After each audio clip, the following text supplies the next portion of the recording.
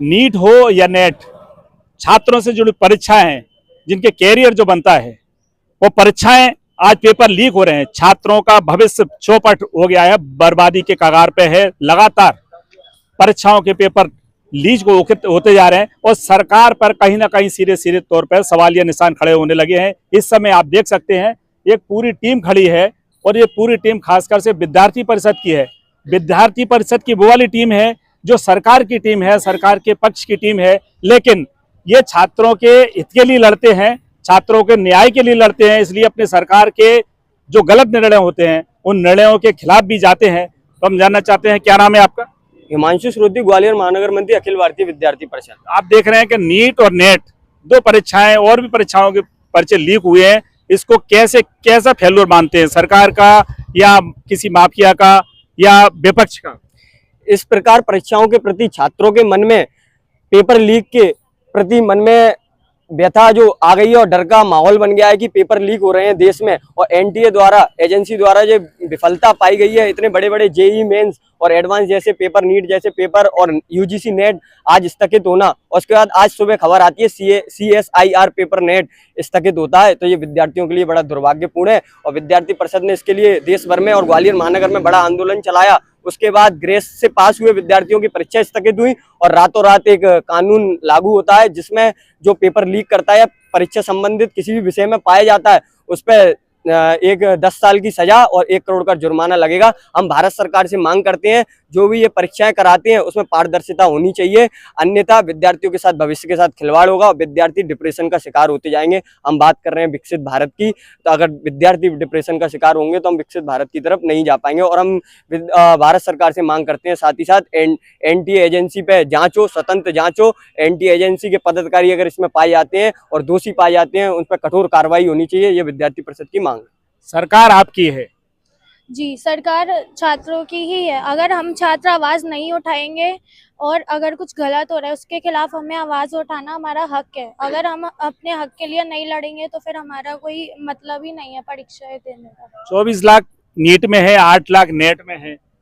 तो जैसे कि आपने बोला सरकार हमारी है, अखिल भारतीय विद्यार्थी परिषद दलगत राजनीति से ऊपर उठ के काम करता है, तो उसके लिए सरकार कोई भी हो हम उसके खिलाफ आवाज उठाएंगे। ऐसे भ्रष्टाचार छात्राओं के साथ हम नहीं सहेंगे। यानी भ्रष्टाचार कहीं सीधे तौर पे सामने आ रहा है ऐसी परीक्षाओं में। भ्रष्टाचार तो जरूरी होगा इसमें। एनटीए के जो पदाधिकारी हैं उन्होंने कुछ ना कुछ तो गड़बड़ी की है, नहीं तो ये मामला ऐसे नहीं चला जाता। आप इस जो लीक हो रहे हैं पर्चे, उनको कैसे देखते हैं? ये जो एक दुखद घटना हम सभी के सामने आई है, ये कई सालों से चल रही है। इससे ये साबित हो जाता है और अब जाकर के ये कह सकते हैं हम कि हम छात्रों की, हम लोगों की आंखें खुली हैं और हम तो यही चाहेंगे कि ये दुर्घट जो घटनाएं हो रही हैं ये आज के बाद कभी किसी देश में ना हो, किसी छात्र के साथ इतना अन्याय ना हो और हम सभी के लिए न्याय हो, यही हम आशा करते हैं। और कोई आशा सुधारा कैसे जा सकता है? सिस्टम को सुधारने की बात नहीं है। मेरा कहना यह है कि जो एनटीए कंडक्ट के द्वारा जो बीती है छात्रों पे, उसके अलावा जो एनटीए का जो कंडक्ट करा रहे थे, जो अधिकारी करा रहे थे, जो भी क्लर्क करा रहे थे, उनको असल दोषी मानकर उनको सजा दी जाए। शुरुआत में जो शिक्षा मंत्री धर्मेंद्र प्रधान एक सिरे से नकार रहे थे और विपक्ष पे आरोप लगा रहे थे कि विपक्ष की राजनीति है। कैसे नकार सकते हैं, क्योंकि इनका कहीं ना कहीं विफल रहा होंगे ये। क्योंकि अब मेरा एक सवाल है, जो इन बच्चों पे, जिन माँ बाप पे करोड़ों रुपए, क्या उन्हीं को मौका मिलेगा, उन्हीं के बच्चों को? बाकी जो नॉलेजेबल हैं, जो मेहनत कर रहे हैं, परिश्रम कर रहे हैं, उन्हें मौका नहीं मिलेगा? उनकी मेहनत व्यर्थ जाएगी क्या? जिनके पास पैसा है, सब है, उन्हें वो मिलेगा। यानी जिनके पास पैसा है, जैसे जो मान के चल रहे हैं, जिनके पास पैसा है वे बच्चे कहीं भी जा सकते हैं, विदेश भी जा सकते हैं, विदेश में पढ़ सकते हैं।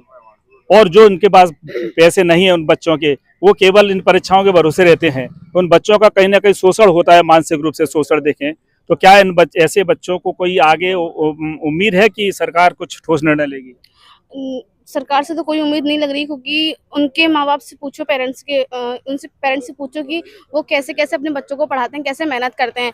और बच्चों के साथ ऐसा हो, अन्याय हो बच्चों के साथ, तो उनके माँ बाप भी ये सहन नहीं कर सकते। आप कौन सी क्लास में हैं? मैं BA 3rd ईयर। तो आप भी ऐसे परीक्षाओं में, कंपटीशन में आगे जाएंगी तो इस प्रकार से पर्चे लीक हो रहे हैं तो कहीं आपको हताशा नजर आती है? और क्या, डिप्रेशन में रहेंगे बच्चे। दिन रात मेहनत करते हैं कि नीट के एग्जाम में, अनदर एग्जाम में पास हो सके, अपने पेरेंट्स का फ्यूचर बना सकें। अगर उनके साथ इतना बेकार होगा तो वो कंपटीशन में पार्ट ही नहीं लेंगे। अब आप देख सकते हैं कि छात्र ये विद्यार्थी परिषद से भी जुड़े हैं और विद्यार्थी परिषद एक संगठन सरकार आरएसएस जो सत्ता पक्ष है भाजपा उसका संगठन से उसी का संगठन है ये। लेकिन ये आज इन बच्चों में भी इतना आक्रोश है, इतनी पीड़ा है, देश भर में आज उबाल आ गया है इन परीक्षाओं लेके। सरकार का पूरा भरोसा है, सरकार से भरोसा टूट गया है और इस प्रकार से बच्चे पूरे बर्बादी की ओर, भविष्य इनका बर्बादी की ओर है। तभी आज चाहे कांग्रेस हो या भाजपा हो या विपक्ष हो, सत्ता पक्ष हो, कहीं ना कहीं सबके परिवारों के बच्चे इस जो पूरा मकड़ जाल हो चुका है, जो भ्रष्टाचार का जाल हो चुका है, सरकार का अंकुश पूरी तरह से खत्म हो चुका है, इसका कहीं ना कहीं पूरी तरह से इसका शिकार होते जा रहे हैं। और इस समय जो जीवाजी यूनिवर्सिटी में पूरे लड़के खड़े हुए हैं विद्यार्थी परिषद के और बाकी अन्य जगहों पे भी प्रदर्शन हो रहे हैं, तो कहीं ना कहीं सरकार को एक ऐसे निर्णय लेना पड़ेंगे जिससे सरकार की साख बनी रहे, अन्यथा धीरे धीरे साख सरकारों की गिरती जा रही है और युवाओं में आक्रोश बढ़ता जा रहा है। वे कहीं ना कहीं ये आक्रोश फूटेगा और इसके परिणाम अच्छे नहीं आएंगे।